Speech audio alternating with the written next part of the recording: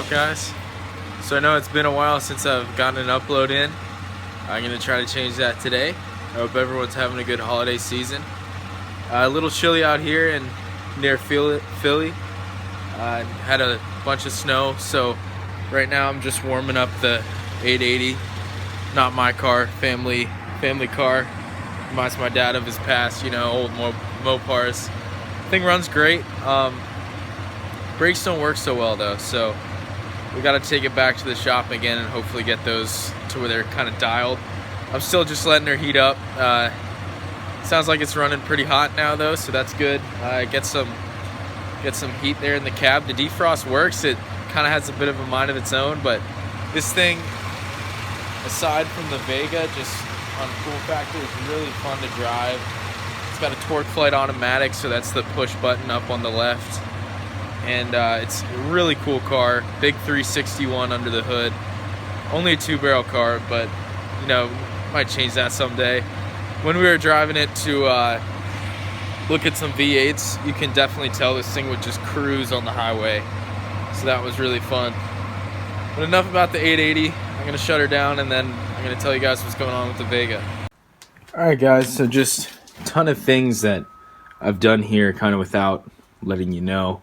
There's the fuel system right there.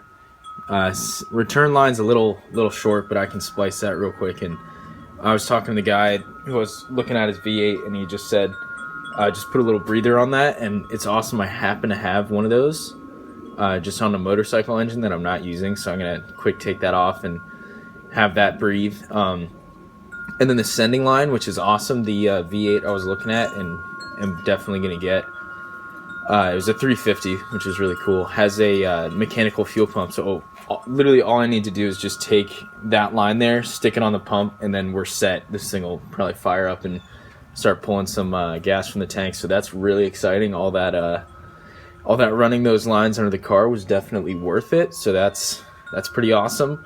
And the engine has a power steering pump, so I'll be able to keep this power steering, which is really exciting.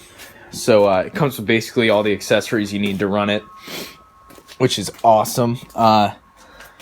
Today, what I was working on, just took the entire steering wheel off, took it apart. You do need a puller for these gears. You can't really pull it yourself, but once you get the puller to get that sucker off of there, you can usually just kind of slide it back on and slide it off. So it's kind of a one-time deal, but definitely worth buying that tool if I ever need it again for something else.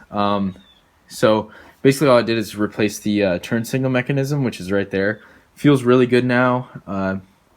Hazards feel like they're going to work, even though they're a little tight. There is one problem though, and that's when I turn the ignition, it doesn't always go to the cranking position where you want to, fire the engine up. So I might need to tweak that a little bit somehow. You can get it. It just sometimes it doesn't work and it's a pain in the ass, but that should be fine. It's not a huge deal. Now you guys get to see my disgustingly ugly bodywork. I may Bondo this one day. It's not like it's a huge deal on this thing, just because I was thinking of clearing it because of all the rust, as you can see. But basically, I had to take both the doors completely off, cut out all the rot on the bottoms, and completely weld them all back up with new sheet steel. And it took a long time. This side isn't terrible if I Bondoed it, but totally worth it. Now the doors aren't going to rattle on you. They close real nice. They seal, and it's just nice to have a peace of mind that it's not going to be having water coming down through them and just stay cold in here. So that's really exciting. They seal well. I'm really proud of that. It took hours and hours and hours. What else? Today, hopefully, I'm going to make a template of that bell housing right there, just so I can really make sure that the V8 is going to bolt right up to the Turbo 350 that's in this thing. So I'm going to get started on that now.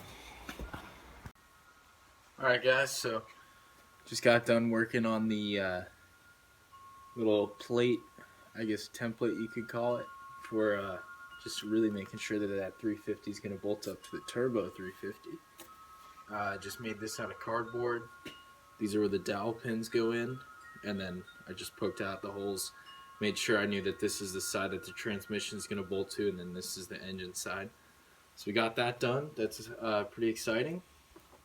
Um, and now I'm actually not sure what to do on the car without the engine, just because it's pretty much almost ready to get that thing bolted in there. So for now, I'm gonna go eat some lunch and think on that. I know the brakes eventually gonna have to get done, but I'm gonna wait till the engine's in to do that. So it's all a learning process, but it's been real fun, and I can't wait to hear that V8 just screaming. That's gonna be awesome. So thanks for watching, guys, and take it easy.